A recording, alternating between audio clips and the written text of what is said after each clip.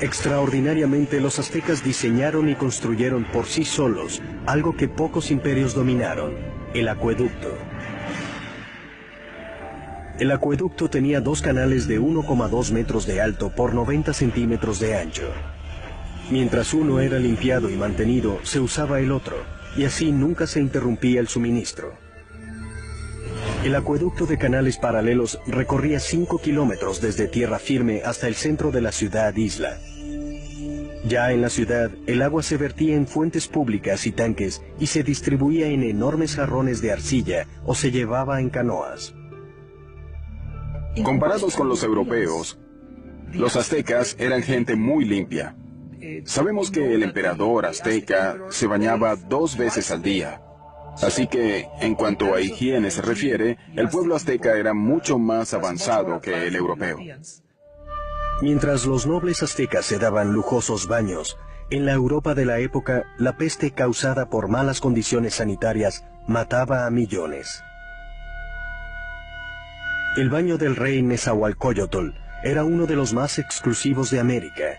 Lo irrigaba un sistema sofisticado que también surtía de agua limpia al área externa de su palacio. Detrás está el cerro de Texcocinco. Allí, Nezahualcóyotl construyó un fantástico palacio y alrededor hizo virtualmente un jardín botánico con las flores exóticas de Mesoamérica. Hacía traer agua desde la Sierra Nevada por todo este lugar hasta su palacio, solo para regar sus plantas. Para hacer un acueducto allí, Nezahualcóyotl tuvo que inundar un enorme cañón entre el cerro de Texcocinco y el cerro contiguo. Cuando el agua llegaba al primer cerro, era recolectada en estanques pequeños para controlar la velocidad del flujo antes de que éste llegara al acueducto. Luego de cruzar el acueducto, el agua recorría un circuito alrededor del cerro de Texcocinco y caía por cascadas talladas en la roca para regar los jardines. Al final caía en una piscina casi perfectamente circular llamada el Baño del Rey. Y desde aquí podía ver sus dominios en Texcoco y mirar los jardines botánicos que regaba con sus fantásticos acueductos. Es sin duda un baño digno de un rey. A mediados del siglo XV, cuando el imperio emergía, llegó el momento de que los aztecas escogieran un señor soberano. Se le llamó Moctezuma, y sería el primero de 2 emperadores con este ahora famoso nombre. La primera orden de Moctezuma en el poder fue extender las fronteras del imperio. Los aztecas tomaron ciudades-estado al sur hacia el valle de Oaxaca, al oeste hacia el Pacífico y al este en el Golfo de México. En 1449, el imperio tenía una población cercana a los 15 millones de habitantes. En tan solo 100 años, los aztecas habían logrado lo imposible: cambiar el orden político y social en Mesoamérica. Pero mientras los aztecas tenían el dominio militar, su ciudad-isla era vulnerable a un enemigo distinto.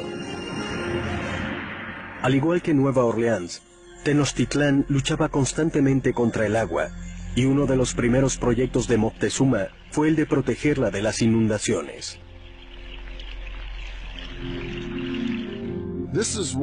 Esto es lo que queda del lago Xochimilco, en el sur de la Ciudad de México, que la época azteca era Tenochtitlán. Al igual que los otros lagos, este se alimentaba de arroyos, y por eso no había ríos ni riachuelos que drenaran el agua. Entonces, si llovía muy fuerte, el agua podía cubrir las tierras y llegar hasta la ciudad. Y eso fue lo que pasó a mediados del siglo XV, cuando una inundación catastrófica arrasó Tenochtitlán. La ciudad y el imperio quedaron casi destruidos, y su civilización tuvo que contar de nuevo con el genio de sus ingenieros y con el de uno en especial. Moctezuma recurrió a su viejo aliado Nezahualcóyotl para proteger a la ciudad que reconstruía del lago. Nezahualcóyotl diseñaría una solución que lo convertiría en el ingeniero más grandioso del continente. Su plan era crear una zona de seguridad alrededor de la ciudad, con un inmenso dique que protegería a Tenochtitlán y a sus habitantes. Así se construiría el muro de contención más grande de América para la época. Recorría 16 kilómetros al este de la ciudad, desde el extremo sur del lago hasta el norte. Las paredes eran de un machiembrado de estacas, ramas, piedra y tierra. Como el lago no era profundo, el dique solo tenía unos 4 metros de altura, pero tenía 8 metros de ancho. Nezahualcóyotl puso compuertas al dique, muy probablemente de madera, que podían elevarse y bajarse para controlar el nivel del agua detrás del dique.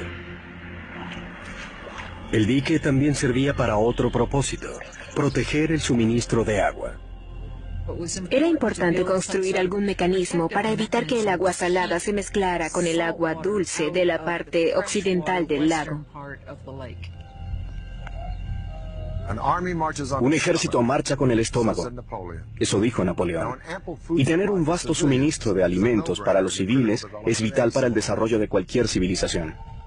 Pero los aztecas perfeccionaron un método único, no solo para proveer de vastos suministros a los civiles, sino también para alimentar la expansión militar de su imperio. A este revolucionario método lo llamaron chinampas. Fue un sistema que literalmente les permitió crear nuevas tierras donde cultivar y vivir. Para tener una ciudad de cualquier tamaño se debe hacer espacio para la gente, y para eso ellos hicieron estas chinampas sobre el lecho del lago. Una chinampa es básicamente una isla artificial hecha sobre el lago. Parecían estrechos campos de fútbol de unos 90 metros de largo por 9 metros de ancho. Una chinampa se hacía con un machiembrado de varas que flotaba en el agua y sobre el cual se apilaban ramas. Luego se tapaba con lodo del lecho del lago y así se le daba forma. Entre 4 y 6 hombres tardaban 8 días para hacer una chinampa de tamaño normal. Se conectaban a la ciudad por grandes canales de navegación que requerían de miles de hombres y muchos meses para hacerse. Una chinampa como esta producía hasta 7 cultivos al año, mientras que un agricultor en tierra firme producía de 1 a 3 como máximo. Cuando un cultivo en una chinampa estaba listo para la cosecha, tenían retoños listos para otro cultivo sobre un lecho de lodo en un bote adyacente. Y cuando los retoños podían sembrarse, se trasplantaban a la chinampa. Este ciclo se repetía una y otra vez y luego en miles de chinampas. Gracias a esta tecnología, Tenochtitlán pasó de ser un pueblo tribal del siglo XIV a una dominante y emergente ciudad-estado.